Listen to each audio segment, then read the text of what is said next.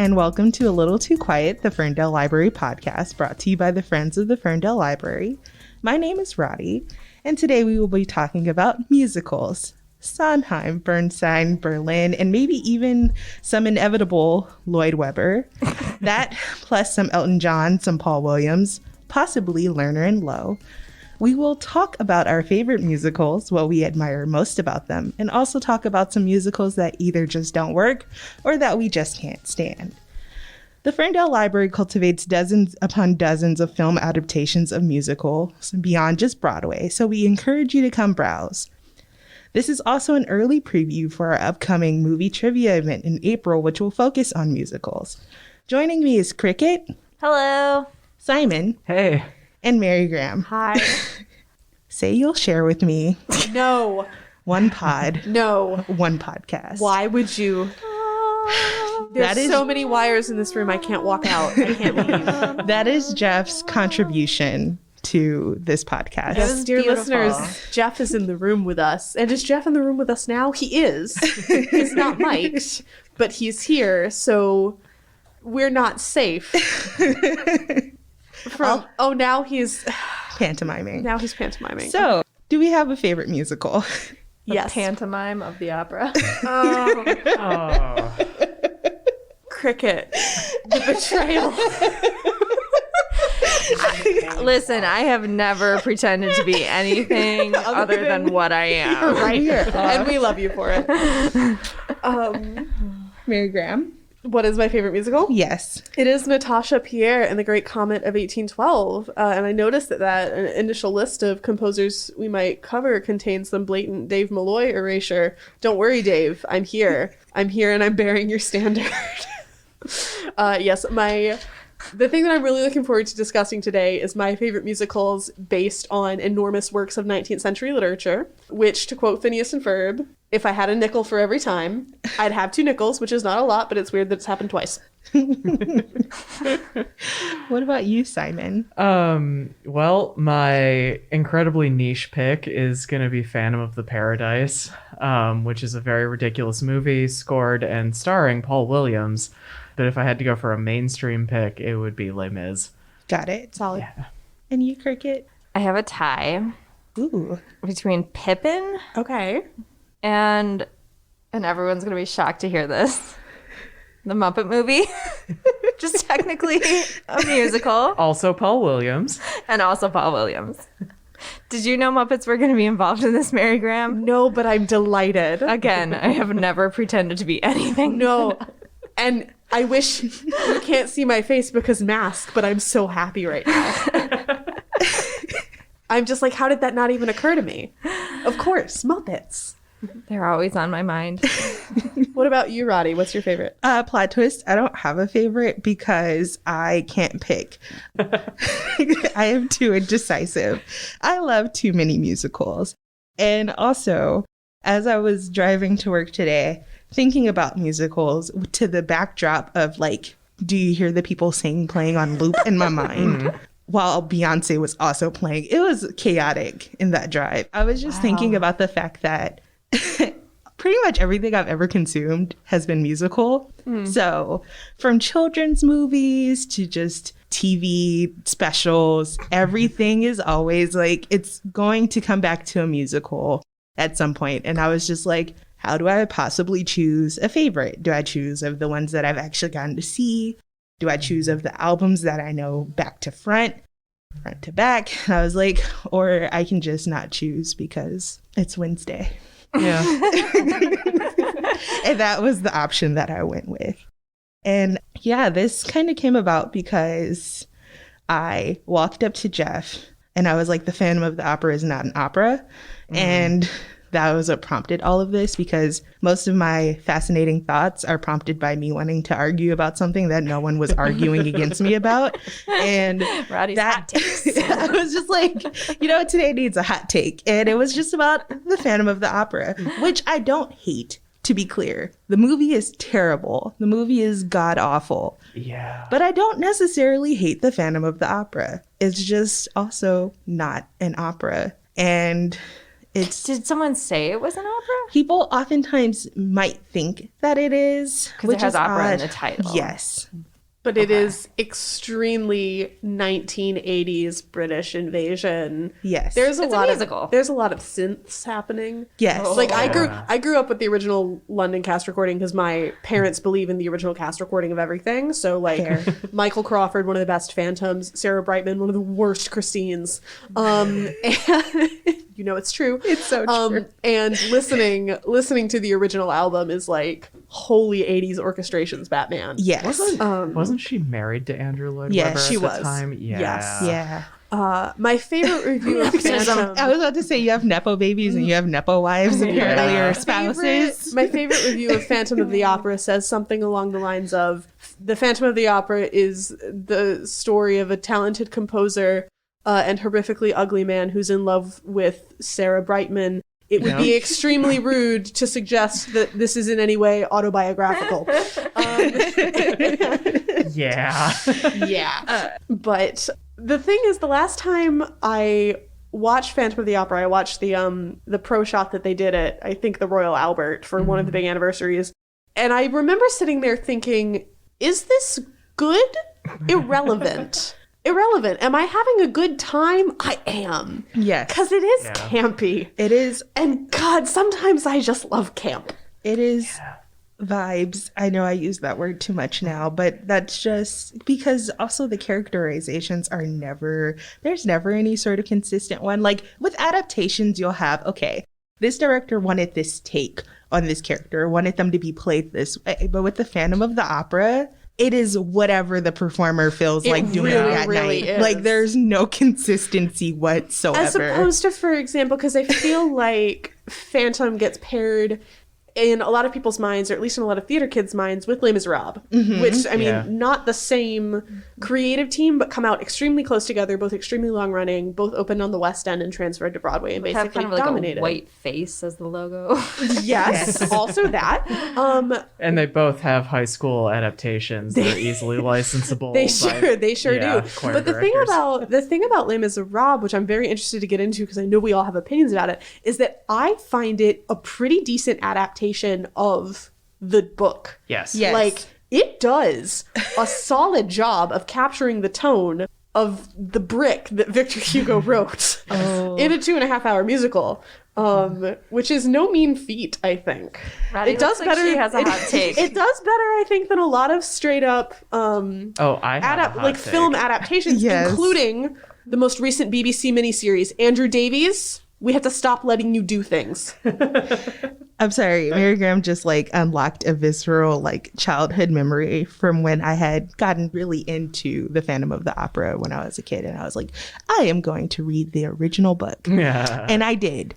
And I was like, oh, holy crap. What the heck? Why was this romanticized to the extent that it was? I love was the like, original book because it is bonkers. it's so crazy. I hate to use that word, but it's wild. It's just absurd. And I was reading it in my little brain and I was just like, and someone thought that this guy was sexy? Like, I was just well, like, again, it would be rude to suggest it was in any way I was just like, autobiographical, well, and this- yet. this little sickly mean murder man is like now this big sex symbol. Are we doing kink shaming here? I mean, everyone is entitled to their little mean murder man. But I'm just saying, like, what the musical told me was happening and what Gaston Leroux intended were not the same thing. So, yes, in terms of like faithful adaptations, the Phantom of the Opera has left the chat permanently. Yeah. So, And there's never been a good film adaptation of the book either. oh gosh. Oh, Jeff, why would you force me to look upon the perfectly normal visage of Gerard Butler in the Yes, film? because Yeah. they were just like, well, we can't make him too ugly. He also is not a little mean murder man. Who is a good little mean murder man that we would like to see playing the Phantom? Listen. I'm listening. Listen, if we're gonna do the Andrew Lloyd Webber musical again as a movie, it should be the Muppets. Kermit should be the Phantom. If we're not gonna have him be a little mean murder man, Like, yeah. Can you just him doing the the Conjuring guy. flaily arms? Yeah. When the chandelier comes down. Exactly. And then Miss Piggy is Christine. Obviously. And then, let the Conjuring guy still play Raoul. It's fine. Patrick Wilson. Yes. Yes, I support this. I really, really do. I don't know if I can get behind Kermit as the Phantom. I think Pepe, that little The shrimp. yeah, I think he's a prawn. Yeah, but I can't hear him hitting those notes any better than Gerard Butler did. That's the thing. But would Kermit? But that's the thing is you don't expect Kermit to be able to hit the notes. I feel like Kermit could bring the heart to the role that, What we That's need true. to do is we need to find an actor who used to be a British choir boy, because here's the thing. The other middle of the Venn diagram between Phantom of the Opera and Les Miserables, two nickels, it's weird that it happened twice, is that Michael Crawford grew up singing treble as a boy soprano in an Anglican choir when he was a kid, and that's part of why Music of the Night sounds the way it does, is he was trained from a very young age how to sing that high. Same with Colin Wilkinson. I believe he was also a choir boy, and that's why Bring Him Home is set up there, because he was practicing it alone in his dressing room, trying to keep his voice down, so he tossed it up an octave, and somebody was passing by his dressing room and was like, oh, that sounds good, we should keep it up there. And every actor who ever followed him ever since was like, Jesus Christ, Colton, why? And so as someone who herself sings in an Anglican church choir, I'm like, yes, boy sopranos, trebles represent. All right, I will tell you about Phantom of the Paradise. So it's directed by Brian De Palma. First off, the Untouchables guy. So it's like, what if the Untouchables guy made Rocky Horror Picture Show, but with an insane budget? And by insane, I mean, like, it cost a lot of money. And it's also scored by Paul Williams, the Muppets guy. Except the plot of the movie is essentially if you mashed up Faust and Phantom of the Opera. I'm listening. Yeah. And the music is like if the Muppets were coked out and full of self-loathing. Wow. Yeah. You don't like thinking about it, but you know exactly what it means, Kricket. Yep.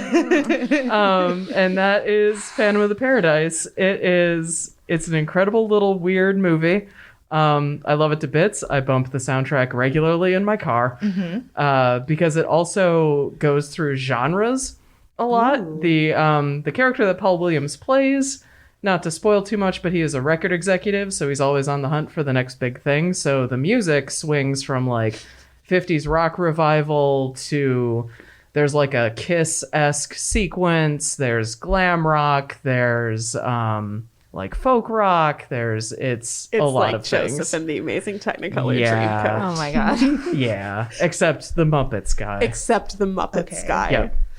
That's incredible. And like Daft Punk stole their entire look from the movie. The movie was a huge flop, except in France. And by in France, I mean that Daft Punk loved the movie and their best friends Phoenix also loved the movie. They took their name from that movie. Yeah. Gotta love it. That's incredible.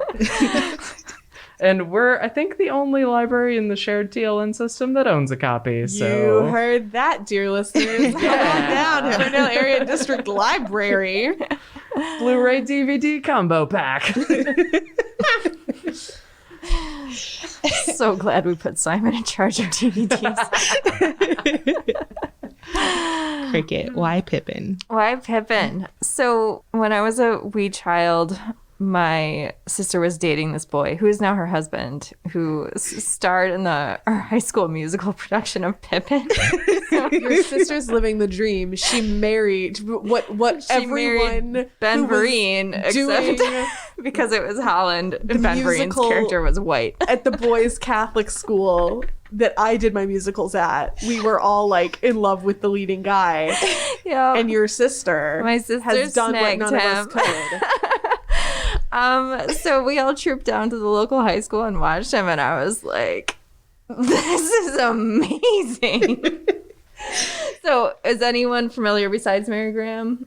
I have no idea. Okay, so it's this musical about in the original Broadway production, not the high school version that I saw as a child, but Ben Vereen plays this like wandering theater musician who's kind of breaking the fourth wall and singing to people, and he's telling them this story about Charlemagne's son, Pippin. It's just not historically accurate at all. Stephen Schwartz, when you wake up in the morning, what do you think? Oh, today I shall write a musical, a heavily fictionalized account of Charlemagne's son. Charlemagne's son, Pippin, who he doesn't quite know who he is. He's trying to find meaning in his life, so he tries a few different things. Would you say he's trying to find his corner of the sky? Yes, that's exactly what I would say. And he tries like being a warrior with his dad and like battling, and that doesn't really do it for him. So then he tries like going out to the country and having a lot of casual sex, but he's not like super into that either. And then he's like, I'm gonna start a revolution and overthrow my father, but then he has to actually do his father's job, which turns out to be difficult. So he's like, eh. And then he's just like, I give up, and like falls in a heap of frustration. And then like this lady wanders around and is like really attracted to like his foot. And then he falls in love with this lady and befriends her son, who has a pet duck. And it turns out like, you know, he had looked everywhere to find his corner of the sky, and it turns out, like, can I spoil the end? Is anyone gonna Please? It turns out he just kind of wanted to be like an ordinary dude with a stepson who has a pet duck, just kind of like Quack. yeah. You know, medieval ducks say quack.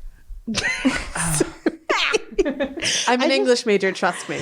I'm so curious about, you said Stephen Schwartz was the Pippin is a Stephen Schwartz. So the wheel that he spun while coming up with that plot was just like, all right, so He was like, we've already done the gospel according to Matthew. Two sets. yes, okay, so like let's pick a historical figure. Okay, Charlemagne's son. All right, let's spin it again. Pet duck. We'll figure out where to put that later.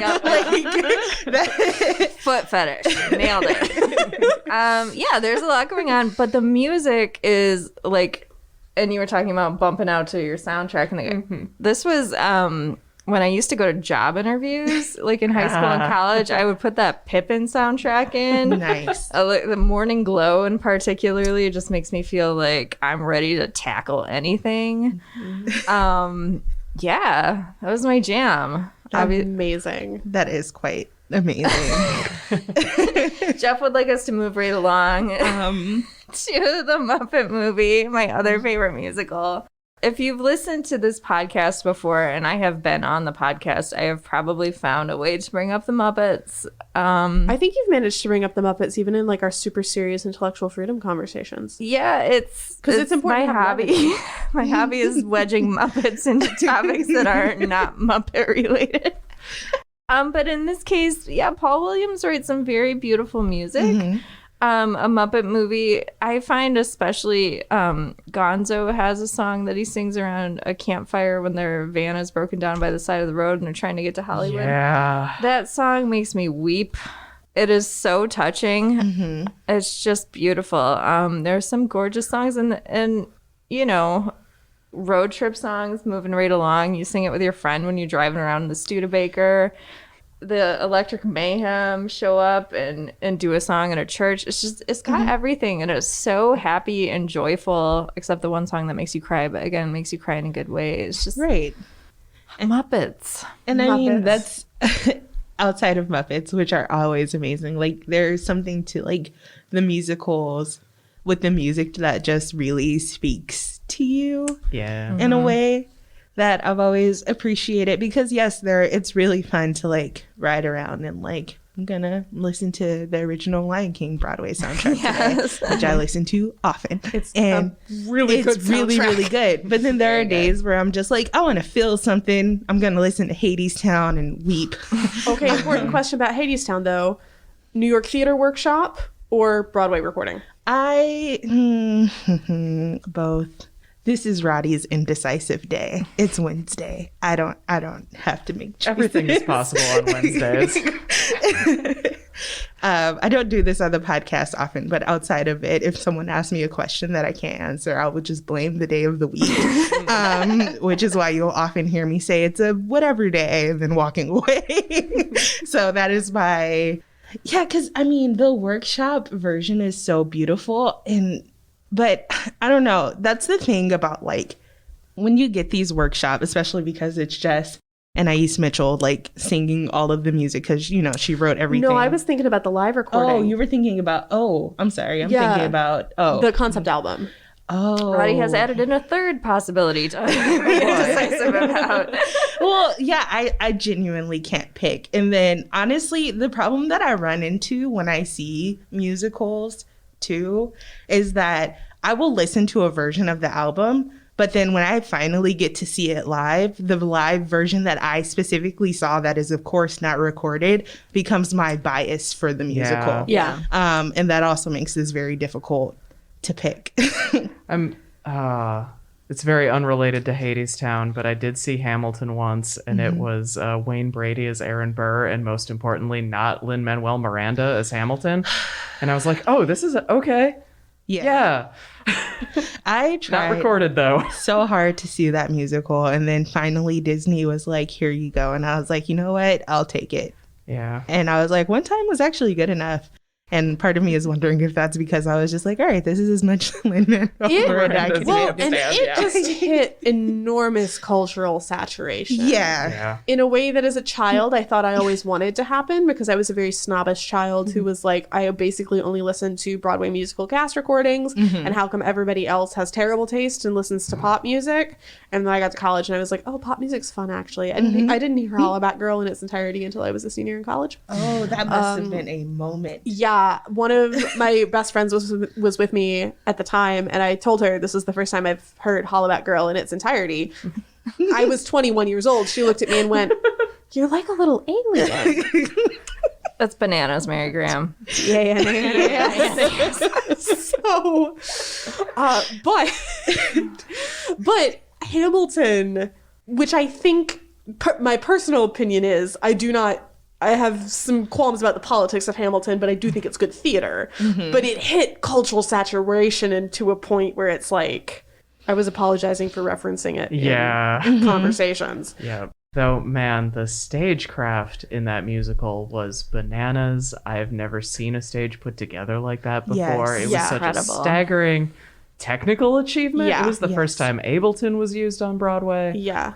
Everything else about it, though. My hot take is that the superior Lin-Manuel Miranda musical is In the Heights. Well, yeah. But they're also kind of the same musical. Can I talk about my complicated Russian novel musical? Yes, Sure. Everyone's got please. 9 different names. Sorry. Oh, gosh. Jeff is holding showing up a us meme. visual puns. We suffer.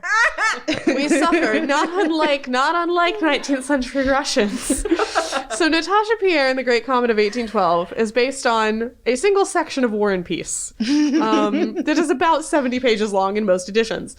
And basically, there's a war going on somewhere out there, and Andre isn't here. And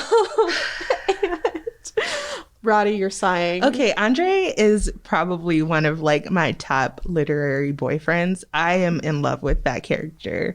I love Andre so much. That's all I can say. Potential other podcast topic, literary boyfriends. Yes. Sound off in the comments. Yes. Literary girlfriends too, please. Oh, yeah. Yeah, Andrei Balkonsky, he's a sad boy, and he is also Sir not appearing in most of this musical. And so the premise of Natasha, Pierre, and the Great Comet of 1812 is that there is Natasha, who is engaged to Andre, who, as we just mentioned, isn't here. And she's basically in Moscow for the season with her godmother and her cousin. And she is seduced by noted society bad boy, Anatole Kuragin. And Anatole's sister, who he may or may not be sleeping with, is married to the titular Pierre. And Pierre Bezukhov is a very intelligent but very sad man who at one point during the musical is like, I've figured it out, guys. I'm going to kill Napoleon because it's 1812 and Russia is at war with Napoleon. And you may be saying to yourself, Mary Graham, what kind of sense does any of this make? And the thing is, it's a domestic drama in the midst of war raging outside of this insular, very, very rich society. And it's also about, like, what is the meaning of it all? Yes. What is it? dear God, please someone tell me, and also please someone tell Pierre because he's very concerned. Oh, I can tell you. The meaning is to settle down with a nice lady who likes your foot, whose son has a pet duck. Perhaps, but in this case, false. The meaning is going over to visit your friend Natasha after her attempt to elope with your brother-in-law has been discovered because your brother-in-law is secretly married and thus can't actually marry her. And you go over and have a single human connection with this girl you've known since she was a child. And then after she smiles at you, and this means the world to you, you walk out of her house and there is a comet. And the comet represents the beginning of new things. So basically same. Basically same.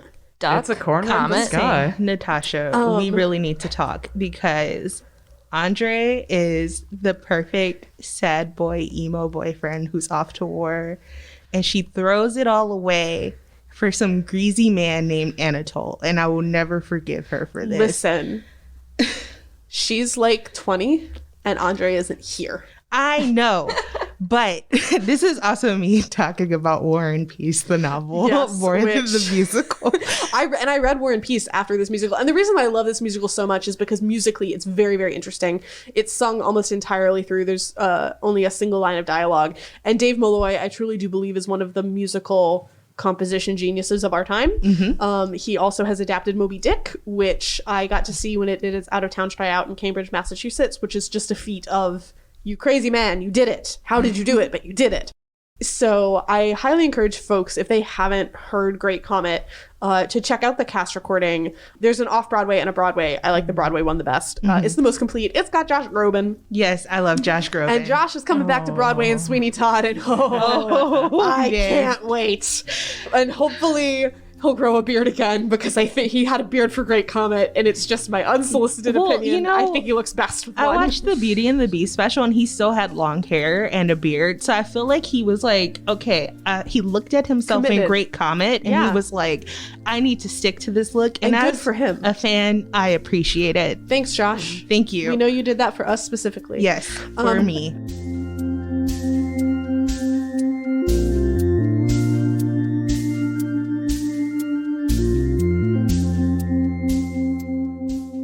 Actually, Josh Groban, fun segue into another musical that I wanted to mention.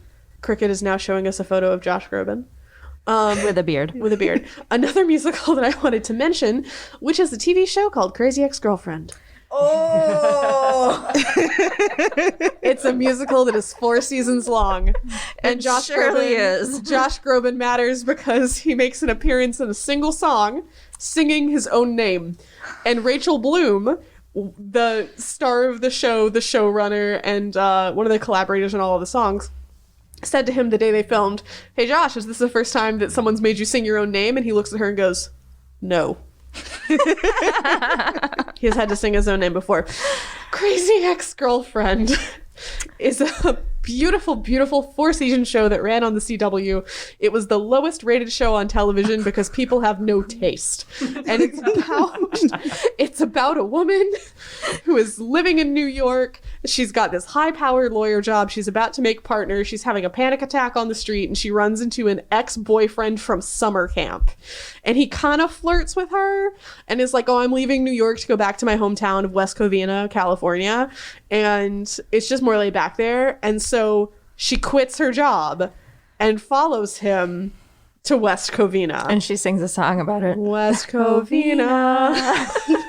And then there's multiple songs every episode for 4 seasons worth of episodes. And it's absolutely incredible. They're all original songs. They cover a variety of styles. So it's really, really fun to watch this show and go, "Oh, it's that musical. Oh, it's that person." Like, just...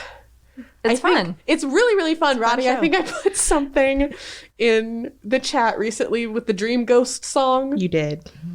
Which is... And I watched it in its entirety. And it's...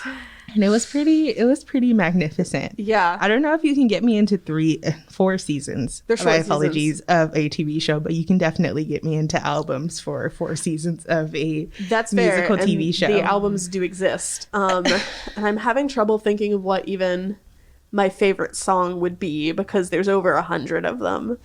But the The one with Josh Groban's pretty good. I mean, yeah, it's Josh Groban. And I do want to give a shout out to Adam Schlesinger, who was one of the core writing team members for that. Adam Schlesinger died very, very early on in the pandemic of COVID-19. Oh, Fountains of Wayne guy. Yeah, Fountains of Wayne. And just like that was the first, aside from the people I knew who passed away of COVID, that was the first COVID death that hit me really, really hard, because he was a master collaborator and so creative and such a gift. And I'm very sorry that he's gone. So thank you for 4 brilliant seasons of Crazy Ex-Girlfriend, Adam. So, yeah. You just reminded me of another time that television tried to foray into musical Is it as Gallivant? TV. It is not Gallivant. Is it Bob's Burgers? It's worse. It is a TV show called Smash. Oh, That was about. Do you? Rodi, why are you doing this So to here's me? the thing.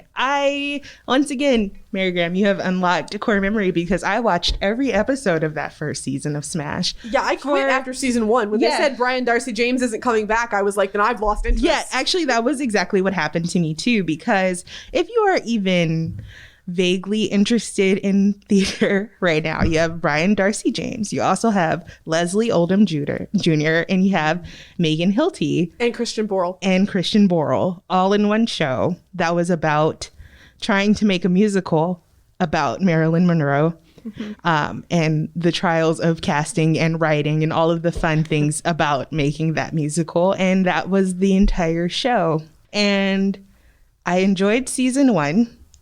And I just did not watch season 2. Is this how we ended up with the Diana musical? Like, different blondes, tragic, but Yeah. We should leave these poor women alone. yeah. People should go adapt more 19th century literature. They absolutely Or should. Going Or- back into TV shows that became musicals, that became TV shows, that yada yada, I'm also staring at Rodi's SpongeBob SquarePants water bottle. Yes. And I have to say, the SpongeBob SquarePants musical is a delight.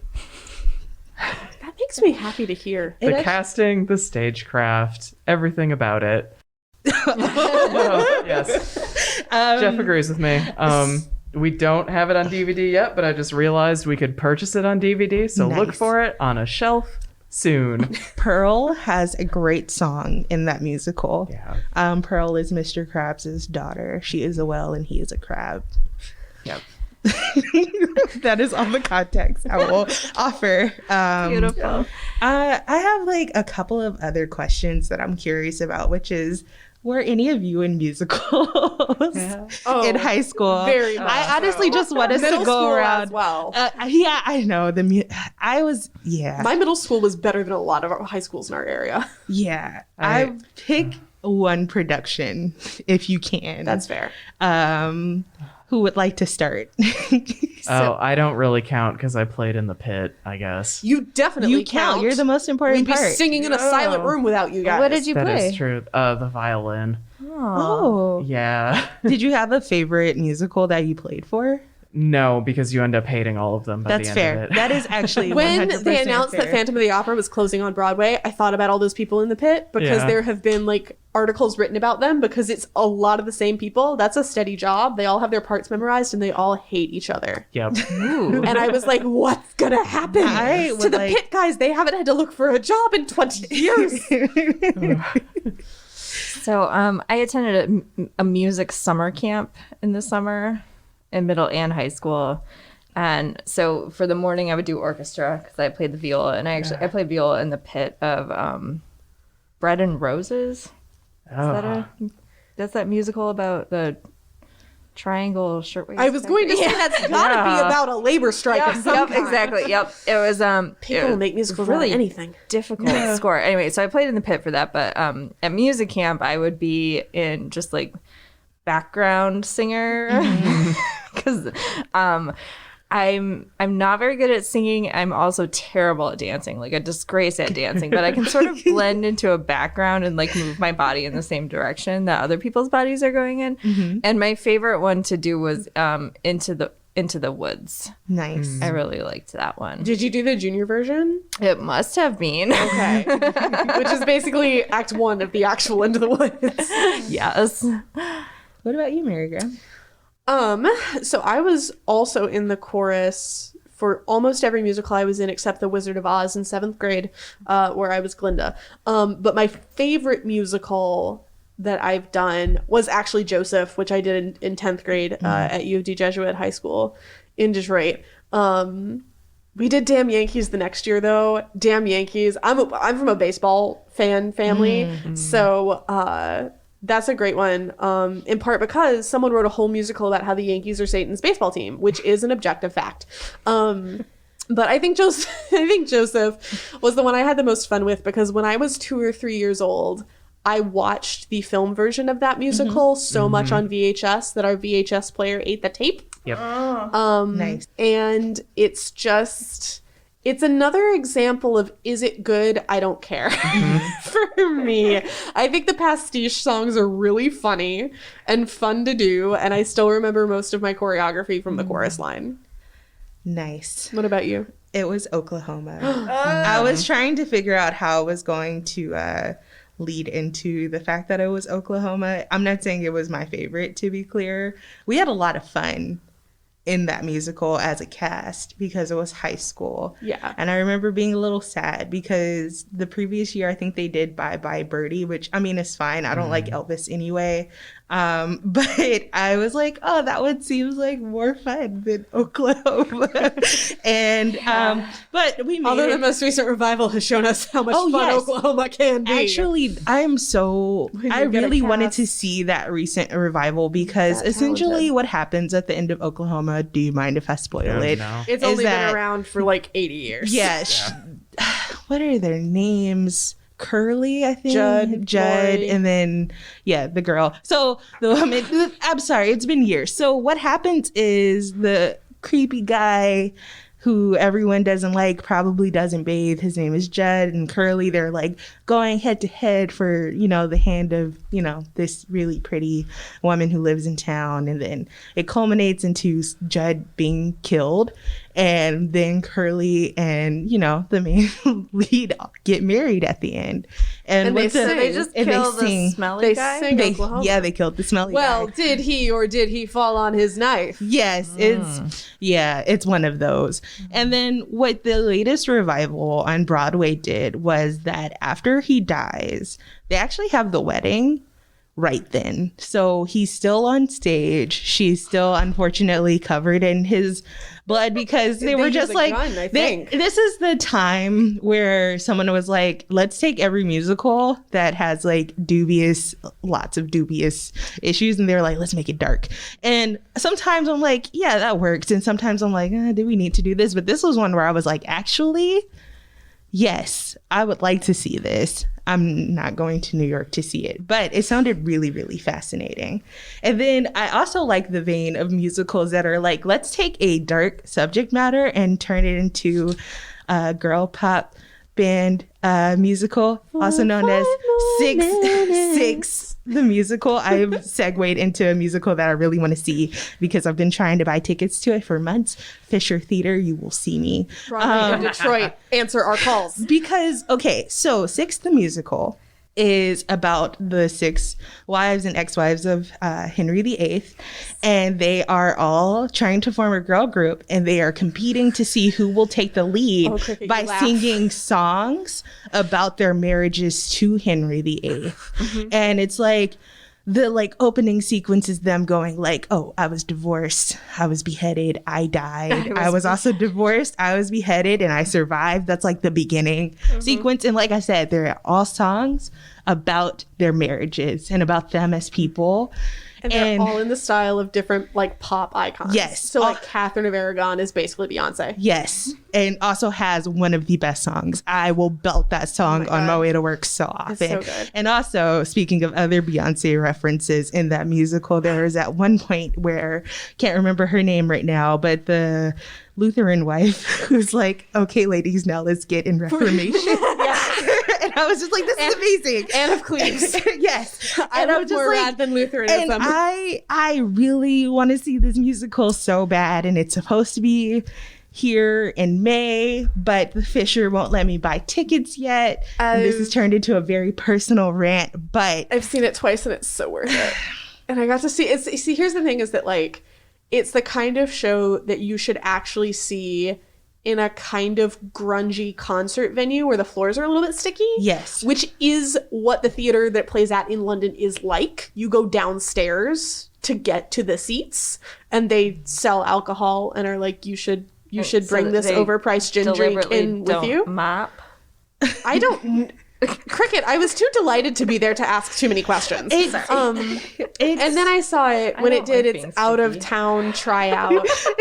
That is fair. I don't either. I will like lift my feet because like we're talking about it. I'm like lifting my feet right now. It's just like in a carpeted room. Yes. Yeah. And then I saw it when it did its out-of-town tryout in Cambridge, Massachusetts.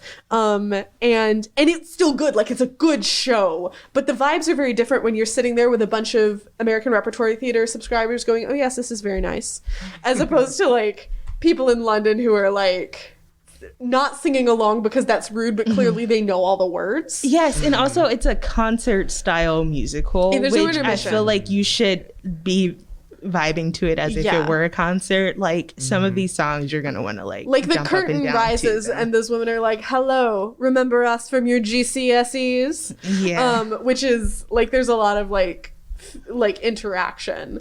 And it's such a... I remember the first time I listened to the cast recording, I think I listened to it on a loop because it stands up to re-listening really, really well. The lyrics are very rich. The songs, like the music is very... Like, there's just a lot there. Like, the people who wrote that love pop music, and it very much shows in what they're, like, producing. They also apparently really love history because it's just rich with, like, historical references and pop references. And I was just like, this actually speaks to me on so many levels. And they have really good theatrical sensibilities, too. Which is because you don't often find all three. Like, Andrew Lloyd Webber enjoys a pastiche. I wouldn't call them good. Right.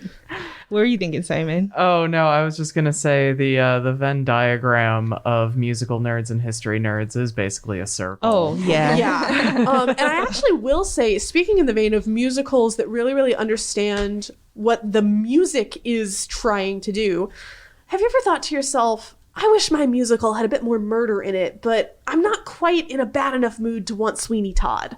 Because, you know, Sweeney Todd, there is a lot of murder there, but it's very dark. You're like, no, I would like some murder, but if you can make it funny, have I got a musical for you? And it's called A Gentleman's Guide to Love and Murder. It won the Tony Award for Best Musical in 2014.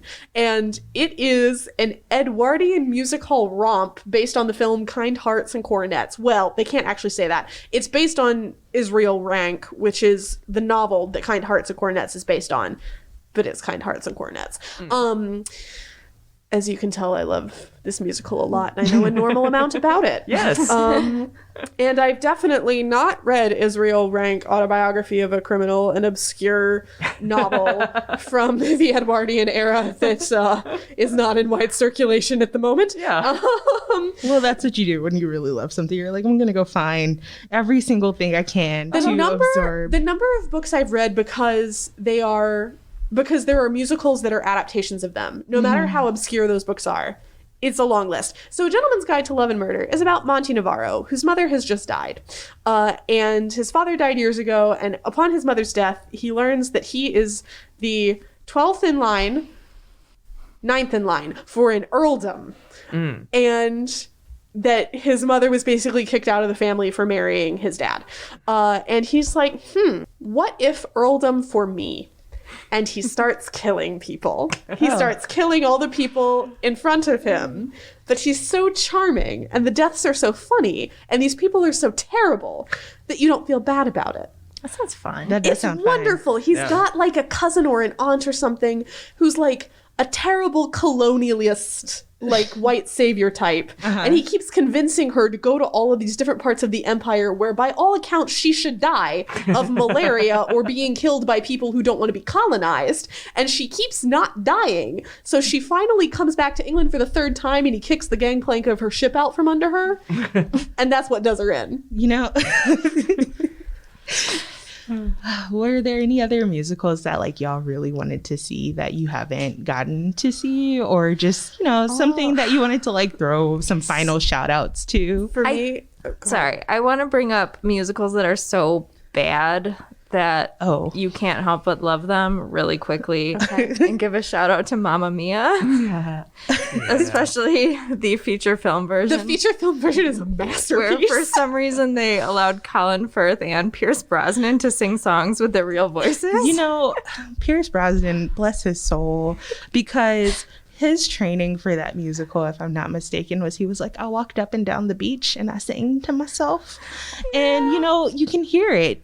It's so bad. I And love it's- it so much. But there's something so heartwarming about Mamma Mia. And of course, you know, ABBA, you're not going to go Yeah. wrong with You're that. gonna have a good time. Yeah, and Yeah. also there's something to be said for sincerity. Yes. Yes. So You know? Yeah. I full-heartedly agree Yes. with that, Kricket. Yep. And I just couldn't let this whole podcast go by without. No, that's fair. what about you, Simon? What, like a musical that I think is terrible, but I Well, love I it mean- secretly anyway? Because the answer is Phantom of the Opera. But Of course. Yeah. I mean, I know that this was started out with me doing my hot take because that's always what I do. But like Phantom of the Opera is a moment that I feel like every theater person has to go through. Yeah. And I mean, the music is good. And if done well, it's very, very entertaining. It's really but it's also enjoyable. terribly written. Yeah.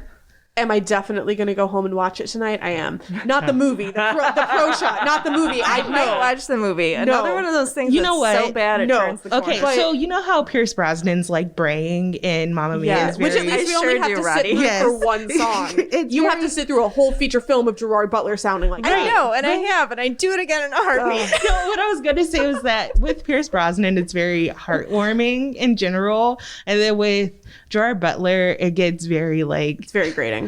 I mean, it's just like okay, like There's also Russell Crowe in Les Miserables. Oh my god. Okay, listen. Listen. There's something to be said for sincerity. I am going to defend Russell Crowe in Les Mis. my gosh. Yeah. Listen, he's great as Javert. He's not great at hitting those notes. He acts it very well. He acts I'll it very give him well. that. And the memes that I would not have Yeah, exactly. without Les Miserables. Yeah.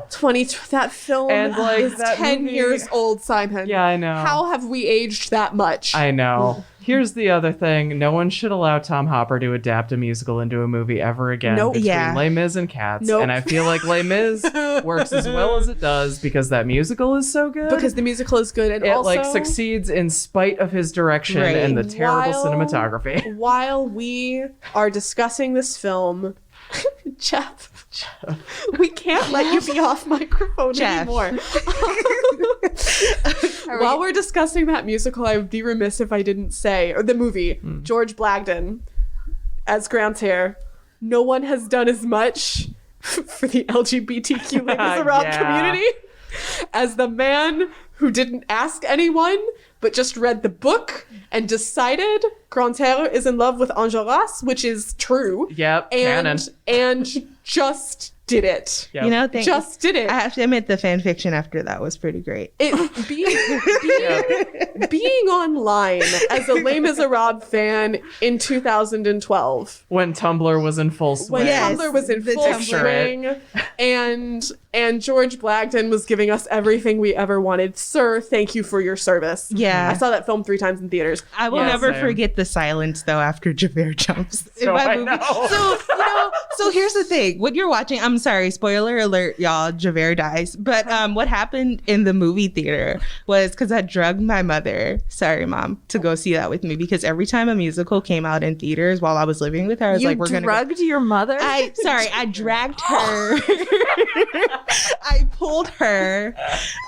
Maybe I used the wrong past tense of that word. I apologize, to go see that with me. And I will never forget the awkward silence in that movie theater after he jumps, where you're supposed to feel feelings, and people were like, "Do we laugh? Do we cry? What do we do?" And I was well, just like, of course your mom was silent. You roofied her just to "Oh my gosh, I'm gonna knock this microphone off."